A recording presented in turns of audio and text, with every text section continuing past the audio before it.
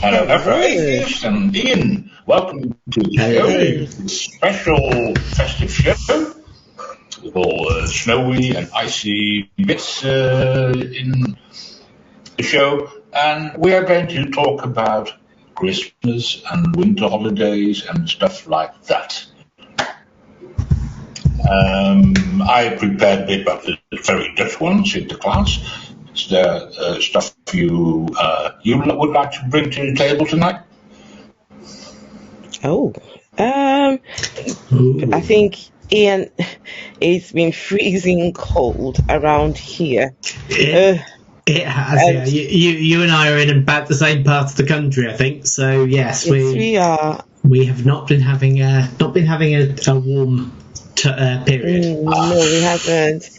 So I'm hoping that with Hein will get us warmed up and ready to go for the festivities. So Hein, this is all on you now. Okay. What you see behind me is a picture I took today. As you see, it's a bit icy. The birdies are sitting on the ice. Oh, that doesn't work. Anyway.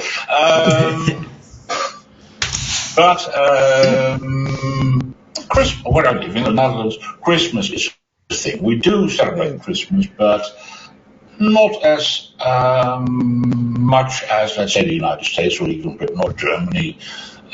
The big winter holiday is Sinterklaas.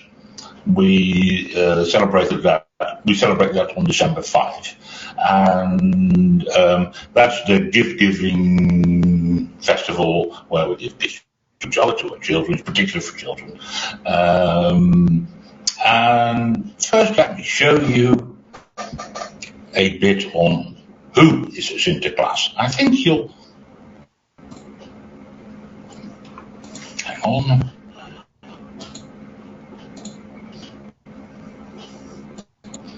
There we are. This is Sinterklaas.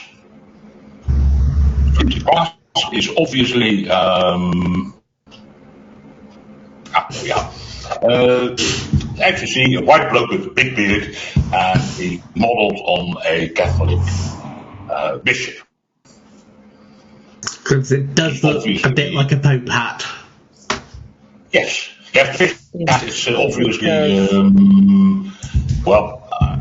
I don't really know where that comes from, but it's been around for ages. I mean, the festival itself is very old. It's attested from medieval times, but this is a modern interpretation. And obviously he is, let's say, an ancestor to that other bloke, this one. Mm-hmm. As I understand it, in the United States, he got Dutch settlers in New York essentially introduced into the Americas.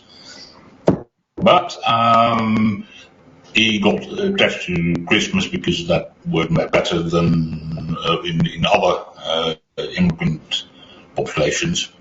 But he's definitely in there somewhere. What we do in the Dutch, that is, Sinterklaas arrives in a steamboat in November, typically around the 10th or 15th, something like that. And is he essentially warming up the party atmosphere, and children before they go to bed, they put their shoes or one of their shoes traditionally left next to the stove, but nowadays the whatever heating is available, and in the night Sinterklaas or one of his helpers will bring little presents or sweets, which the children find in the morning, and yay! And the big thing is the 25th, and in the evening the Sinterklaas pretends to come by, and all presents are given to the children. First to the children, later to the adults, but everyone gets a present, at least one, and the children quite a few. And presents can be pretty much anything, as long as festive and wanted. We like to do self-made presents, but that's not necessary, and very expensive presents are a bit frowned on. Let's say that iPad may not be the best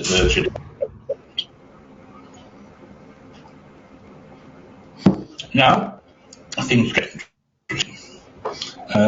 Sinterklaas has a helper. Until roughly 1850, it wasn't quite clear who and what that helper was, but around 1850, I need to switch pictures again. I've got this. Here is Zwarte Piet and his helper. Sinterklaas and his helper, Zwarte Piet.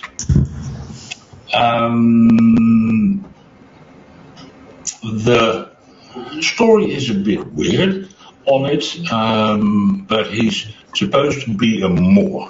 It's a Moorish, essentially the Muslims in Spain. Because the story also is that Sinterklaas, when he's not in the Netherlands, he lives in Spain. There are reasons for that, but that's not quite clear why. And apparently he picked up a Moorish helper there. And is that a black person or a black man? Yes, a black man. Okay. Yeah, let me tell you, it gets worse, because this, I'll show you that now, how that is played in, let's say, see here. Oh. This is bad, I'm well aware of that. When I grew up, this was very, very normal. Sinterklaas, a white bloke, and in this case, 3 helpers in blackface, and always women. That got some from international things, and the Dutch also started to say, well, maybe this is in bad taste. And so we've been changing that. And as I understand it, just last year, or maybe a year before, more than half the Dutch at least say, yeah, let's get rid of the blackface bit. By the way, it's not extremely serious. Is it racist? I think it is. So can I just ask, the people in the black faces, they're not black, are they? No, it's white as it's just a costume. Yes, it's a costume. And the costume is supposedly some 16th century thingy. I mean, what do you call them? The white lacy things around their neck. The ruff. Yeah. Yeah. That's supposedly based on 16th century fashion, men's fashion. But it's all a bit weird. But I mean, what they do, the snacks they wary, they're filled with goodies and sweets, and they throw that around. It's all in jest, but the blackface, that is hurting. And we've been changing that. Now let me go back to the picture bit. So here's a modern version of that. Right. I'm not sure it's an improvement. I mean, the story behind this version is that the Zwarte Piet brings what I talked about earlier, the bit with shoes put behind over next to the heating, that he crawls down the chimney and picks up some soot, and that's what you see in his face. So that's roughly Sinterklaas and Zwarte Piet. We're changing the tradition, but it's well alive. I mean, as I understand it, I lived close to the school. The children were very enthusiastically celebrating Sinterklaas last week. So that's what we do. Let me stop sharing this. So, well, first of all, any questions? That made for some fairly uncomfortable viewing. It should be. yeah. I mean, so does that tradition still? Does it still take place? Is it still happening? Yes, it's very much alive. Very alive. Very alive. As I said, I live close to the school, and last week, I saw children dressed up and music playing and all that. It's very much alive. And I live in a neighborhood with very mixed ethnic background. And apparently it doesn't hurt much. I mean, the last few years, as I understand it, people, particularly people with background from Suriname, quite a few of them are black. They felt very uncomfortable with that, particularly blackface. And yes, I understand that. I think it's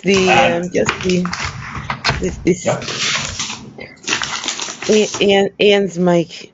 We can hear all the. Oh, sorry. Whatever you've got going on. Is that biscuit? No. I was just moving some stuff around, looking for something. Well, I've stopped now. I promise. Okay. Okay. It's the stereotype, isn't it, that the black person is only occupies the helping role, right? Even in a festive scenario where everyone's supposed to be happy, everyone's supposed to be merry, but you get the black person. They're not the focus. They're not the person everyone's looking at, the center of the attention. No. But they're like in the back, or they're helping. And so I get it. A lot of people are starting to try and change the narrative now, but it's going to take a long time to have those traditions that you've had for ages, to have those changed. It's going to take a long time. I mean, Disney had a movie recently. I forget the name of it now. And it's Little Mermaid, I think.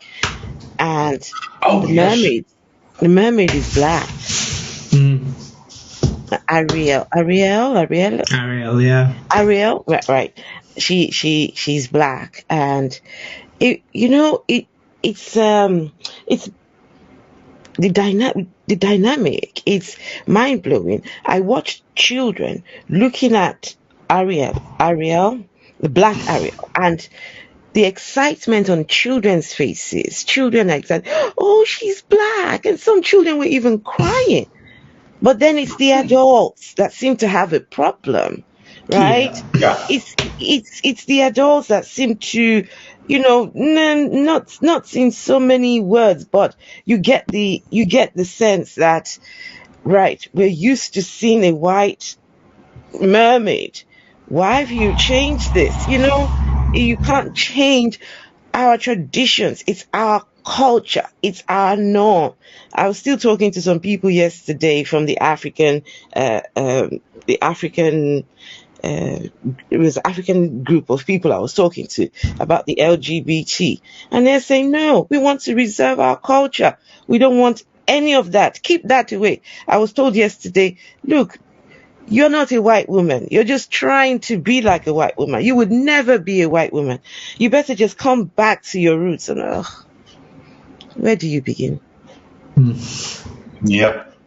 I mean, going back to Zwarte Piet, when I would be having this conversation 10 years ago, I would be on the side of, oh no, it's tradition, it's what we've been doing for a long time, and it's not particularly racist or anything like that. I changed my mind on that. Right. Yeesh, what made you change your mind? Oh, I would like to hear that. A conversation with one of the people who opposed the traditional thing. I had just a very nice conversation in the street, and she was black, and she expressed not just the racist part of that, but also simply that she took offense of the blackface. And it took me a while to really appreciate what she was talking about, but when it sank in, yes, maybe we should change this. And so, yes, I changed my mind. Nice. And that right there just gives me so much hope. When you hear that, look, you had a conversation, and that conversation got you thinking, and you changed your mind. That's powerful, in my opinion, right? Because it only takes one person, right, to change their mind, and then to realize, okay, there's something not quite right with this.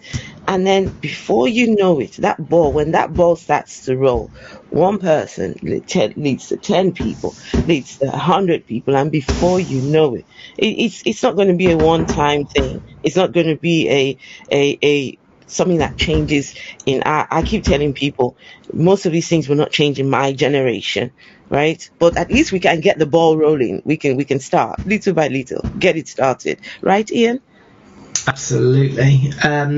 This actually made me remember a sort of story that I think was quite big in London. I don't know, 5 years ago-ish or thereabouts, and it was when the new sort of Harry Potter play came out. So Harry Potter and the Cursed Child, and they cast it was a black or a mixed race actress playing Hermione, and I remember there was an absolute uproar about it. I mean, it didn't bother me at all because I didn't care enough, but there were a lot of people that were going, but that's not our view of Hermione.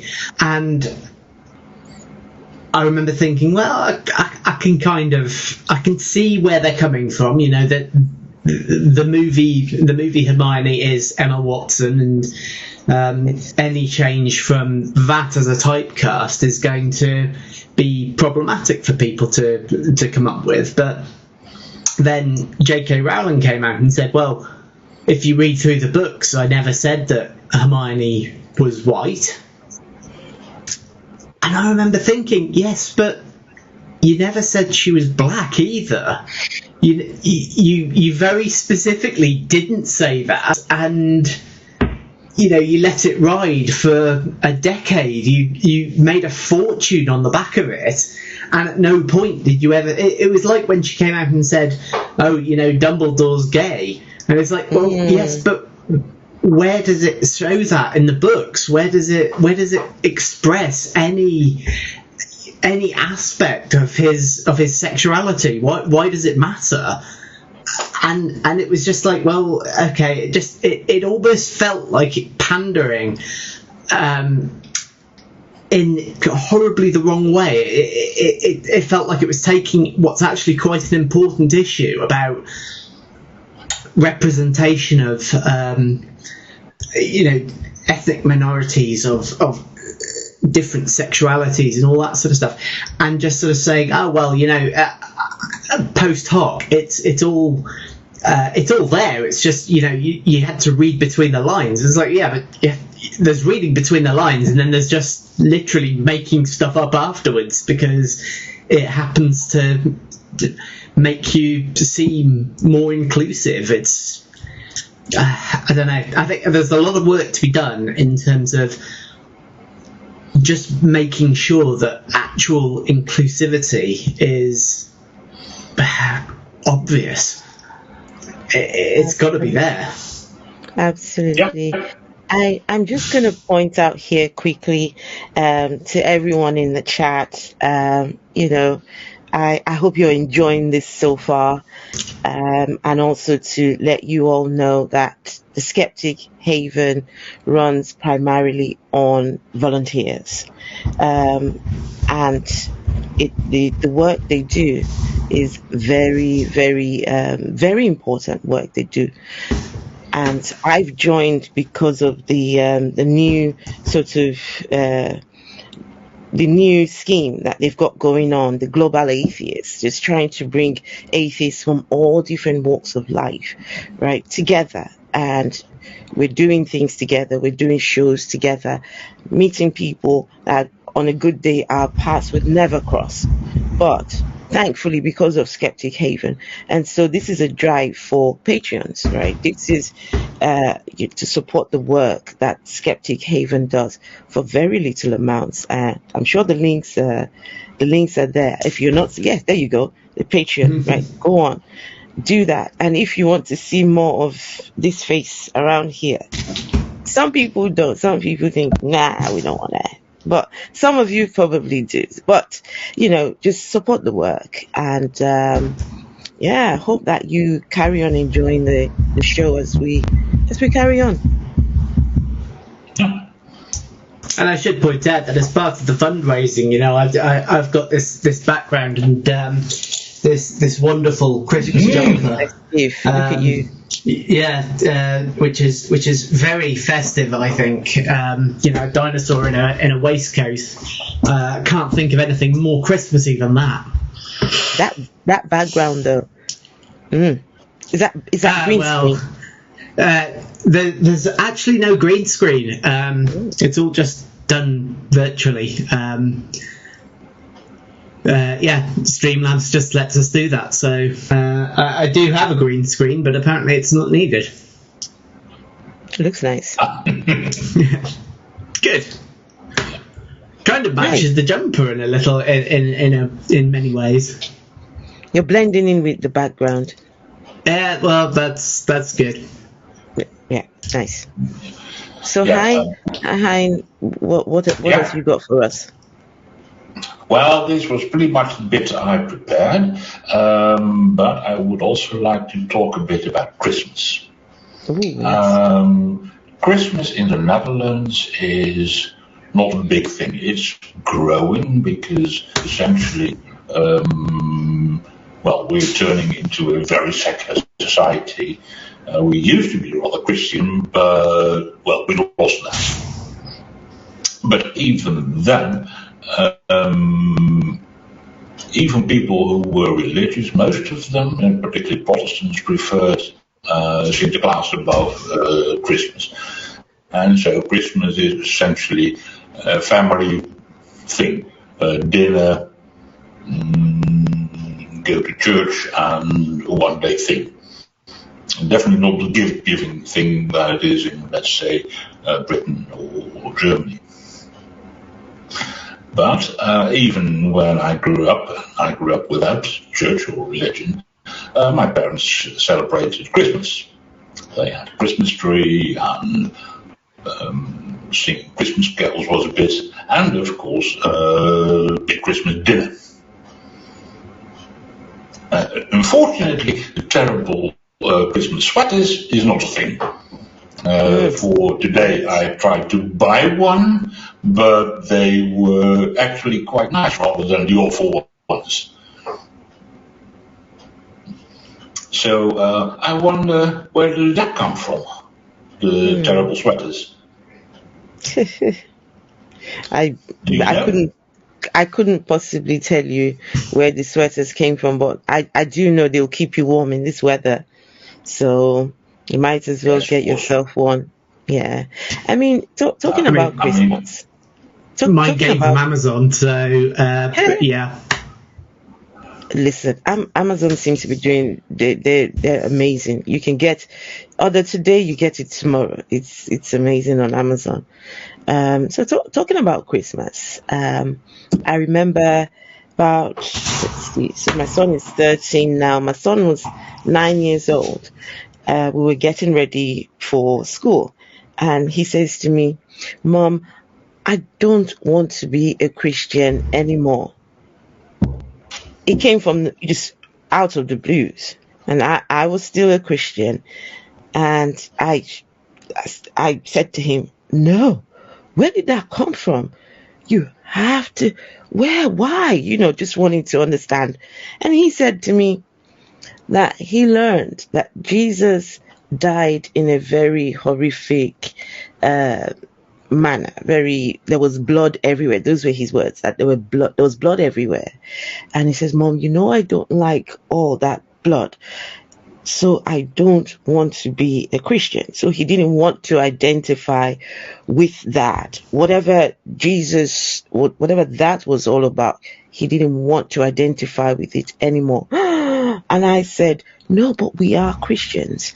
I said, this was me at the time saying to him, "Do you like your Christmas presents?" He said yes, because I knew that he loved on Christmas morning just opening his presents.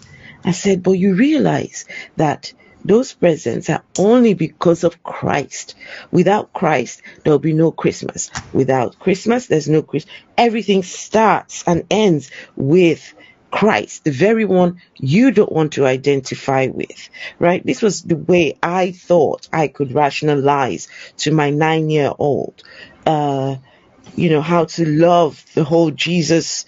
But then his points were very valid. He's telling me, "Look, I don't want to identify with this barbaric death." And so, came away from that conversation, feeling really depressed, because if my son goes on to not be a Christian, and I am a Christian, so I would be in the heavens and he's in hell. I could not. That means I failed as a parent. And so, but then I was really, it was a real struggle at that time, because here I am. My son is telling me he doesn't want to identify with this nonsense. But as a mother, I'm trying to, coerce him into believing something, and it got me started. I think that was one of the first things that really got me started questioning.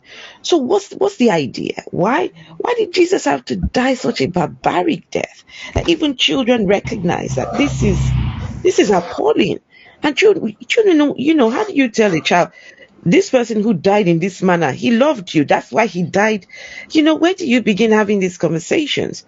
And then, slowly start to realize that, no, he did have a point. Jesus's birth, death, all that shouldn't be celebrated. It's I look back now and I feel so guilty for trying to guilt trip my son with Christmas presents, into being a Christian. But thankfully, I haven't got to do that anymore. So, and the thing to do is, when you analyse that and you think, well, what you were trying to do was ultimately, from your perspective, the right thing, the only thing that you could do. You were trying to save him. You were trying to do good for him in the long run.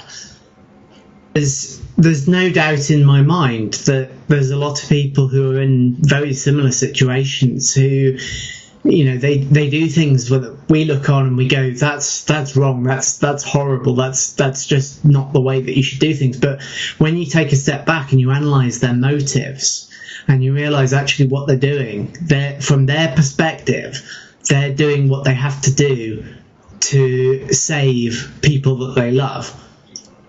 And actually, it from an ethical perspective, it's really, really difficult to criticise that. That's a solid motivation for pretty much anything. I mean, there's almost nothing I wouldn't do to save my loved ones.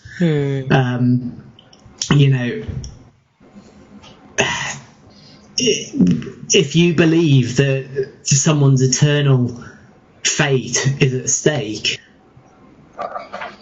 yeah, I can see why you would do literally anything to bring them back into the fold, so to speak. Sorry, this is supposed to be all festive, and I'm not trying to. Sorry, I may have brought it down a little bit there, but yeah, I apologise. We should be having a party right now.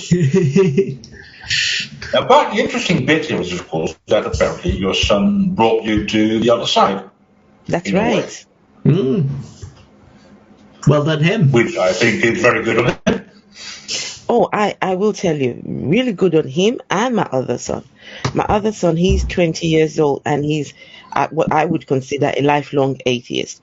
So when we used to go to church, he just could never understand what we were doing there, right? He would just be seated at the back. He just could never.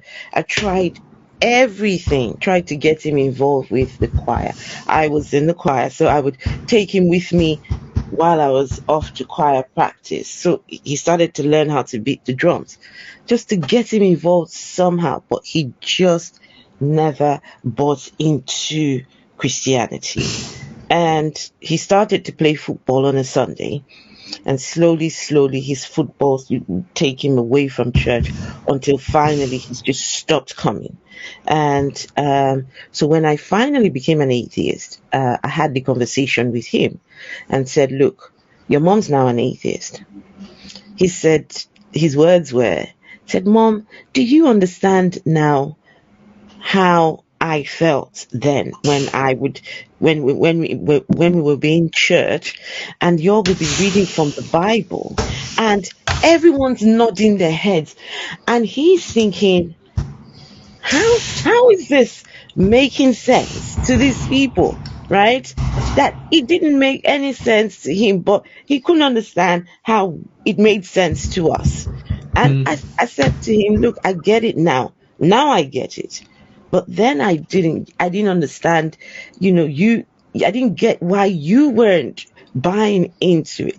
And the other thing I did was, two things I did. I thanked him for not buying into the nonsense. And secondly, I apologized to him for the days when we forced him to come with us to church. The times that I forced him to try and be a Christian. I tried to Christianize my son, but he just never bought into it. I'm so thankful. I said to him, I thank you. I really thank you for, so both my sons, 13 and 20, they're both atheists. My work is done. My work is done. It's interesting because I went to a Church of England school, so we went for religious assemblies. It was an average of 2.5 times a week. So we had a lot of religious education, and I think that probably 90% plus of my cohort have ended up as atheists, or at least non-devoted Christians. So it's very much a case that actually the amount of education that they spend trying to encourage people to be Christians, I think actually almost backfires. The more you know about Christianity, I think the less likely you are to actually believe it as an adult. The more you read the Bible. Yeah, that's a big thing. I mean, I went to a Roman Catholic secondary school. I was firmly atheist by then. I had decided, no, that's rubbish. I'm not buying into that.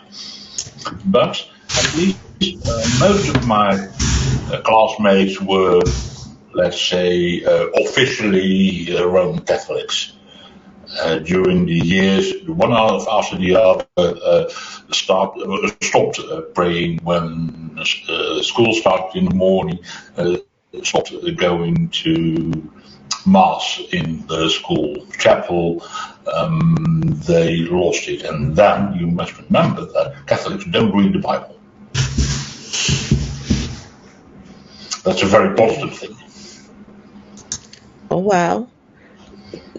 Are you serious or? Yes, no, I'm not joking. Wow. Catholics don't read the Bible. I mean, Oh, ordinary, I think that's a lay general thing. Catholic. That's a Yeah, I general mean, thing. priests of course Christians don't do, read but the Bible. yeah. Okay, so what are you guys going to be doing on Christmas Day? What are the plans for Christmas Day? How do atheists spend Christmas? Or agnostics, free thinkers, humanists? How do you all spend Christmas? Oh, I know. I'll be having Christmas dinner with my sister. And we'll do a copious dinner with quite a bit of wine, festive music and stuff like that. Probably her hubby, who is a Roman Catholic, will try to sneak in a bit of religion, and we'll protest that and have a lot of fun. Okay. In my case, my wife and I will wake up whenever we feel like it. We'll probably gorge ourselves stupid on chocolatey snacks for breakfast. Sometime in the middle of the day we'll drive to my parents, and then in the afternoon we'll gorge ourselves again on a full Christmas dinner, and then we'll spend the rest of the day with my parents and just generally relax. Sounds good. And you? Yeah. For myself, it's going to be me and the two boys spending Christmas. Sometimes I like to go visit my brothers up in London, but I'm not sure this time around if I want to do that. But I think last year it was me and the boys cooked a lovely meal and they opened their presents. Christmas always costs me a lot of money, so Christmas sometimes I don't I don't look forward to the spending. But the boys have been good. They've said to me they're not keen on presents. I've got to the point now where buying presents for both of them it's one of the hardest things ever, because these are boys that are into gadgets and into I don't know what the latest games they're playing. I can't keep up, and so if I go out there and buy anything for them, I get you look on the face of mom. Mom, you shouldn't have done. It's very, very unsatisfied faces. So I think we'll do something different this time around. A bit of money for both, and they can each get themselves whatever they want. But we will have Christmas dinner together. I don't have a big family. Christmas has never for me been about a big family, because when you've relocated from Africa over to here, over the years your family circle just narrows and narrows and narrows, and so Christmas for me has never been about having lots of family around. And since leaving religion, since leaving the church, my circle has narrowed even further. So as long as I get to spend it with my two sons, I'm good. Absolutely good. What's Christmas dinner going to be? Okay, so chicken, not turkey. Not keen on turkey. Going to be a roast chicken with gravy, with a lot of. I might have jollof rice. You see, that's where mine's going to be a bit different. There'll be a mix of African food and bits for the boys, the kind of things they like to eat. But we will have some. It's a mix. Now, saying that. Now, when I grew up in Nigeria, Christmas time is the one time where you kill chickens. You physically go out to the market and buy yourself a live chicken. It's usually alive, right? Yes, it's Wow. For some families, that's the only one time in the year where they get to eat chicken. I used Presumably to the rest hear of the time keeping it for eggs and... they can't even afford. They can't afford Oh, the wow. chicken.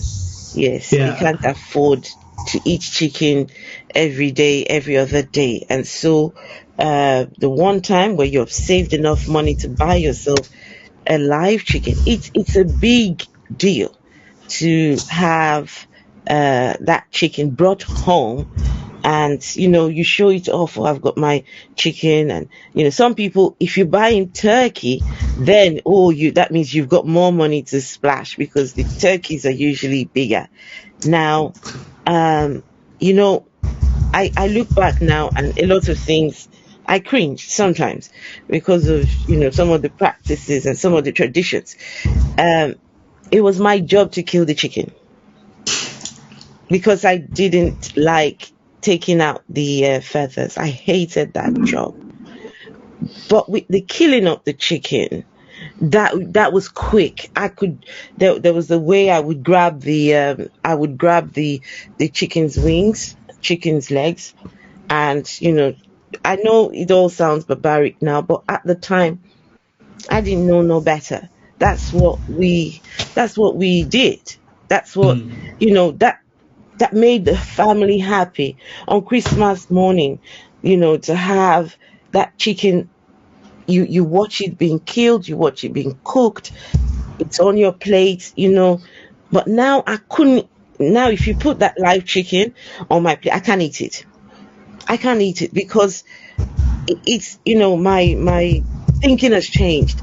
I eat chicken. Don't get me wrong. I still eat chicken, but I would not eat chicken that's been, what I used to enjoy back in the day. I'm not anymore. So it's amazing that the change of traditions, the change of the practices. But unfortunately or fortunately, the chicken, the turkey, what we eat has gone through that process. It's gone through that process. Just that we don't get to see what's happened to the chicken. But that's exactly what's happened to that chicken. Someone has had to kill it. Yeah. Yikes. I haven't discussed with my sister what to cook for dinner, but I promised to make at least one dessert. That's a traditional pears stewed in wine. It's a very, very nice dish. It's quite sugary and cinnamony, but also winey. It's lovely, and I cook that very well, so I'll bring that. But I have no idea what dinner I'll bring it to. Probably it will be some dead bird, possibly a rabbit, or at least that's what she used to cook, but apparently her children don't like that much because at least one of them has pet rabbits. Yeah, that'll do it. So I'll see. And it'll be my sister, my brother-in-law, and at least one of their children with whomever they are going with now. I don't keep up very well in that. But it'll be very festive. I'm looking forward to it. Yeah. Should be good. And I can, I'll stay with my sister for the night, so I can drink as much as I like. Always a good thing. So that I'm looking forward to that. Good. Enjoy. What's Christmas without a bit of alcohol? As a non-drinker, I would say it's a pretty decent Christmas. I'm not a big drinker myself. I can do without a drink. So can I? I think that's where my Christian days, I've got that to thank for a lot of things, right? Because when I was still a Christian, drinking was prohibited. There were lots of things that you really? couldn't. Oh no, I couldn't. You Oh. drinking, you go to hell. No, you're not allowed to drink. Oh wow. No, And most of the Christians that I've known, I've had no issue with drinking. So yeah, it's obviously a specific restriction of the sector that you were part of. I actually grew up in a very strict. It was Pentecostal, but it was a very strict version of. The focus was holiness. The goal is to prepare a holy people to be presented to God for judgment day. So the pastor's job is to make sure everyone's holy for when they die and present themselves before God. He has done his job. So holiness, and that meant no alcohol, no fornication, no adultery. No, the list was a very long list. We couldn't watch TV. We were made to. Everyone was made to give up their televisions. Women couldn't wear trousers. You could wear skirts. Your hair had to be covered. You couldn't have any body part on show. The list was long, especially for women. The men didn't particularly have a long list as such. They just would dress decent. Oh, you couldn't wear any perfume. Perfume, no. You couldn't wear deodorant. Everything had to be very natural, But funny enough, the same man 30 years ago that made people give up their televisions, he's on TV now preaching his stuff. He's on TV now, and he's flying his private jet to different. But no one ever accused Christianity of consistency, did they? No, but he's still holy. It's just his holiness comes. His holiness is the humble holiness. He's a humble, holy man. He still has, you see him going into the private jet with his Bible in his hand into the private jet, Yes, of course. I think there's a parable in the New Testament, isn't there, about people giving at the temple, and you have the rich people giving really ostentatiously, and then you have the poor old lady who shills out her very last coppers. And I think it's Jesus who says to the disciples, that's the real holy person. Because she's giving away such an enormous part of her wealth, and she's not doing it in a big showy way. She's not making a big deal of it. She's just treating it as a necessity and moving on with her life. And I think that's definitely something that a lot of these preachers really should read up on, I think, because this display of ostentation that they're doing, it certainly isn't in keeping with their own teachings. No, absolutely not. And now I'm starting to go back and look at this the character of this Jesus person, and the things I start to figure out, he's not quite saintly after all. He wasn't the nice man he's painted to be. I mean, he was calling a woman a dog, and here we are celebrating this man, right? We're here. He's come to save us. If indeed Jesus truly came to save you, why was he on the cross crying his eyes out to his daddy up there? Daddy, save me, save me. Hey, if you know that that's the plan to save humanity, you shut your mouth, get on with your crucifixion, because of course you're going to rise after 2 days. Because never mind them trying to tell you it rose after 3 days. Friday to Sunday don't make 3 days, right? No. So and then after he's supposedly rose, then he goes into hell and goes to go and get keys from the devil in hell. Listen, the devil has the keys, and Jesus goes in there to go get the keys of life and death are in my hands, he says. He's now got the keys. And the moment he got the keys and comes out from this place, then the curtains of the Ark of Covenant over in Israel, I think it was in Israel, then the curtains just magically just cut into two. Listen, it's a very the fiction. Whoever was coming up with these stories, their imagination was running very wild, very wild. I've got to say the classic joke. It's crucifixion, not crucifact. Yeah. Not. Anyway, would you mind if I change the subject a bit? Now we're talking about Yuletide. For us, New Year is a big thing. How's that in the UK? I mean, yeah, there's usually a big gathering in London in particular, and a huge fireworks show, and everyone will sing Auld Lang Syne, but probably only the first verse because no one remembers anything beyond that.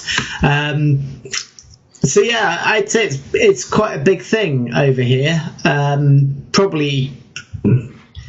I think probably bigger than Christmas, as a single sort of one-off day.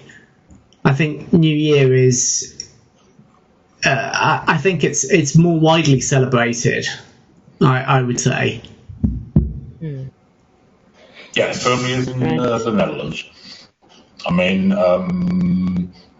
New Year is well. The short of it is an evening to have a piss up with the boys or family, and after that hit the road to midnight fellow celebrations and possibly the pub and more piss up. I get the advantage, I suppose, is that it's a completely secular event. Yeah. It doesn't have religious connotations. There's nothing particularly special about it except for the fact that we're changing the year that we're celebrating. So it's a celebration of, I don't know, making it around the sun one more time. So anyone can be part of it, anyone can celebrate it, and that's a wonderful sort of feeling of inclusivity and just community. Yeah, absolutely. And you get a sense that it's a very Christ-less celebration, very Jesus-less celebration. Took my son to a Christmas party, and not one mention of Jesus, not one mention of a manger, of Mary and angels and frankincense and myrrh. You know, the whole Jesus, not one word. Well, that's exactly the case with work Christmas parties. It's all just an excuse for, it's the time of year that everyone gets together, has a bit of a drink, debauchery, and yeah, exactly, debauchery. It's all good. What's wrong with that? Okay, can we just quickly, before we bring this to a close, just thank the patrons. Without them, most of these shows won't be possible. And I also invite you, if you love the content and you would like to see the work carry on, please consider being a Patreon, and you'll get some very special perks, I will tell you that. Okay, so the patrons are Michael Wiseman, Kathy Cotton, Cindy Plaza, Deborah Grace, Sonny Shell, Aaron Coalson, and Phil Calderone. Thank you all.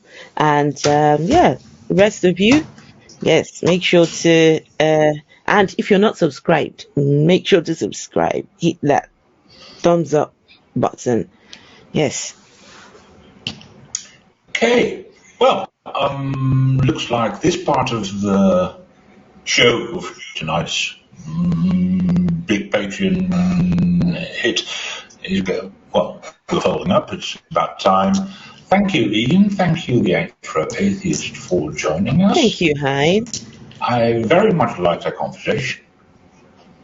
And, enjoy this Yuletide as much as you can with your family and friends. And make a good day of it. Absolutely. Thank you very much. And Merry Mythmas, not Christmas. Yes. Mythmas. Yeah. And stay safe, stay warm. Absolutely. Yeah. Oh, stay warm. That's as you understand it, that's a bit of a challenge in Britain now. Oh, the energy prices. That I think is a conversation for the new year, maybe. Yeah. No, conversation for now.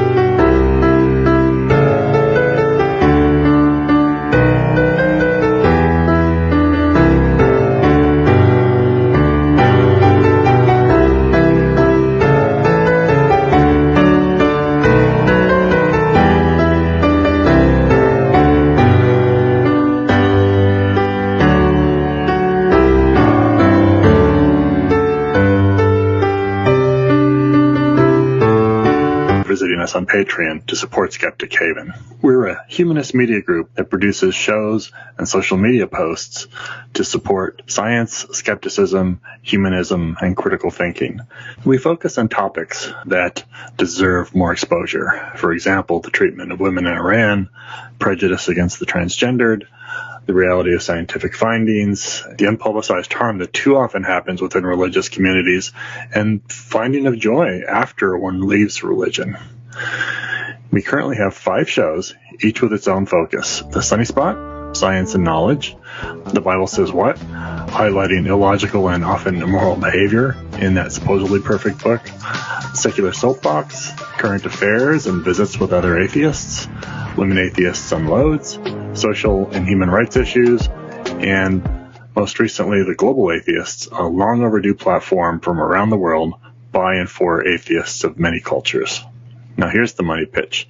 Skeptic Haven has a core of 3 executive producers and a team of almost 20 people. Each one of them volunteers. We've been scratching and inching along for a while now, trying to get to the point where we're self-sufficient financially, but we're not there yet. We're kind of far from it. So we need your help getting up to that point. Look at this content. We're so proud of what we've done here. We're so proud of this work and hope to get this to a larger audience. Your support will not only help us get our infrastructure up to spec, but give us some income to boost our exposure on social media. You'll find us all over the internet, Facebook, Twitter, Instagram, TikTok, see if I can get them all, Discord, Twitch now, and most recently Mastodon. And once your dollars allow it, we will get ourselves up on as a podcast too, all our episodes. So thank you for supporting the Skeptic Haven mission. We hope that our work will result in more science education, more compassion, more knowledge about others, understanding of each other, and living together in coexistence in this world. Please write to us with any feedback, ideas, suggestions for topics, guests, anything of interest to you. Facebook Messenger is usually best, but really you can use anything. Our email is info@skeptichaven.com. Thank you for your encouragement. We look forward to chatting with you in any show's chat. Please subscribe on Skeptic Haven on YouTube. Like the videos as you watch them. That really helps a lot. Click on the bell to be notified of upcoming episodes, of course. And one more thing.